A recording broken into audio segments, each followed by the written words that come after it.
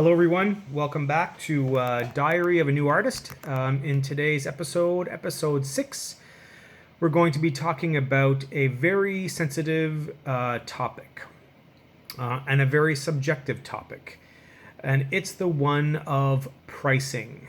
So, this is a question I get asked from time to time. How do I price my art? And I can say it is a subject that usually draws a lot of drama, a lot of conversation, a lot of arguing, especially online. You can find threads that go on and on and on. People trying to convince other people that their method is right. I'm not going to get into that today. I'm going to explain a few methods of how you can determine your pricing, but I'm not going to tell you which one is best for you in particular. So, on that note, let's get started. The types of pricing that you can do can vary on a lot of factors. I personally use square inch. So I take the cost of my materials, and then when I finish a piece, I look at it and I kind of imagine, like, how much do I want for this piece? And then I work backwards. So I take the square inch, or say I want $500 for a 24 by 24 piece. I work backwards. So I find 24 times 24 gives me the square inch, divided by 500, and it tells me the square inch price. And I'll be like, okay, is that reasonable? And then I take that square inch price and I do the same formula for other sizes to make sure that, oh no, in that size it wouldn't be right, or in this size it's too little or too much. And I keep on doing that until I find a square inch price that suits my needs, that works for me. That's how I do it. Now, there are artists that do their pricing schemes by time. It takes them 10 hours to do a piece, 20 hours to do a piece, and they charge themselves by the hour. That's totally okay if that's the way you want to do it.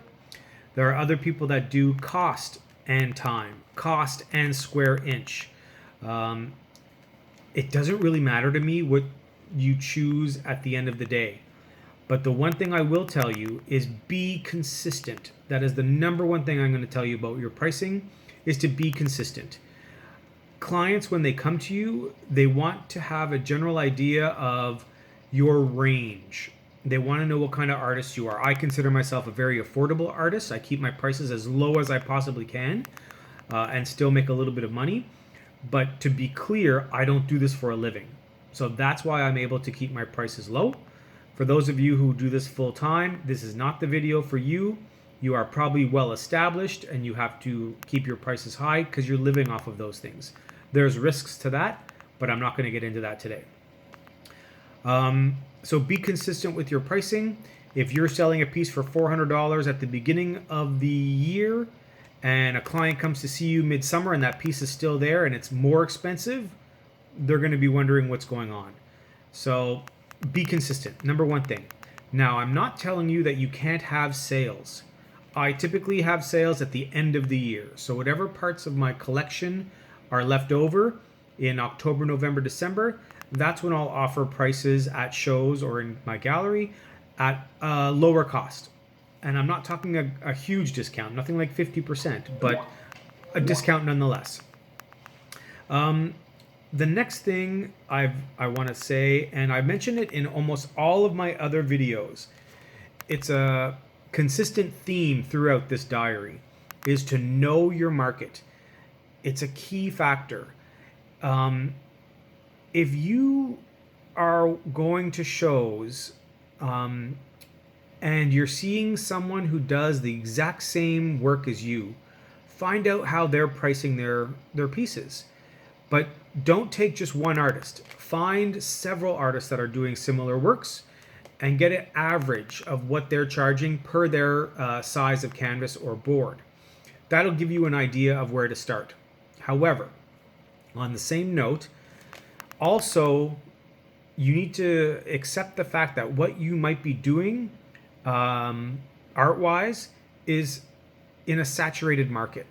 And what I mean by that is, with the age of YouTube, there are so many channels that teach you how to create art. Some of those channels focus on art that doesn't take very long, doesn't take a lot of material, doesn't take a lot of creativity, and doesn't take a lot of time. Fill your booth. I'm not telling you not to be creative. I'm not telling you not to create those things and to sell them. It's not what I'm saying. But what I am saying is, if you are part of a saturated market, you can't expect to charge a lot of money when the market is saturated with those products. So, for example, if people are painting apples, if apples are the hot thing, and every artist is painting paintings of apples, you're not going to be able to charge a lot of money for those paintings of apples because everyone is doing them. You're going to have to keep your price low. So if you do a style of painting that is very common, easy to reproduce, easy to replicate, and is very common at shows, and you have many artists doing the same thing, chances are you're not going to be able to spend or to charge a lot of money for those pieces. That's just reality. That's just the way it goes. For example, the show I was doing at Christmas time, there were two artists that were pretty much side by side. One artist was selling their 6x6 abstract pieces for $150. The artist beside them, who was doing the exact same thing, was selling their 6x6s for $40. The artist selling for $40 sold out no problem. The artist selling theirs at $150 was scratching their head, wondering why they weren't selling. So keep your ego out of your formula for pricing. Unless you are a professional artist that has a lot of experience, that's a different story. Your experience and your reputation, that comes later. This is for new artists. So again, know your market. Make sure that you are consistent with the pricing ranges of other artists that are doing similar work to you. That is the key. And keep your ego out of the equation. You might think you're the best thing since sliced bread, but let me tell you, you're probably not. There are people that have been doing your style for years before, even though you might think it's something new. So keep that in mind. Don't change your prices. We've talked about that. Be consistent across the board.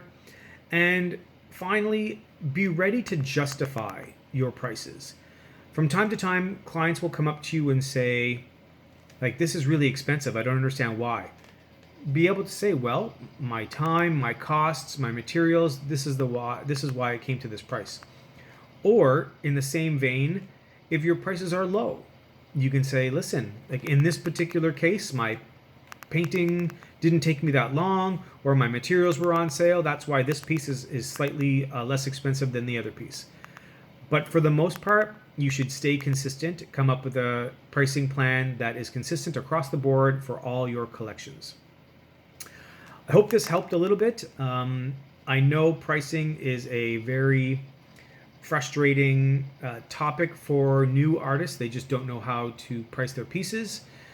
So again, check out your competition, check out your local shows, go and visit other artists, see what they're doing for their sizes, but also ask them questions. If they've been in the game for 10 years and they do this full time, you're not going to be able to charge their prices. You're unknown, you're new to the market, nobody knows you, it might be your first or second show.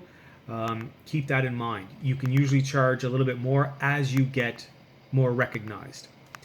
And yeah, so just do your homework. That is the key, and keep on working hard. All right, if you have any questions, let me know. Have yourself a great day, everybody. Bye.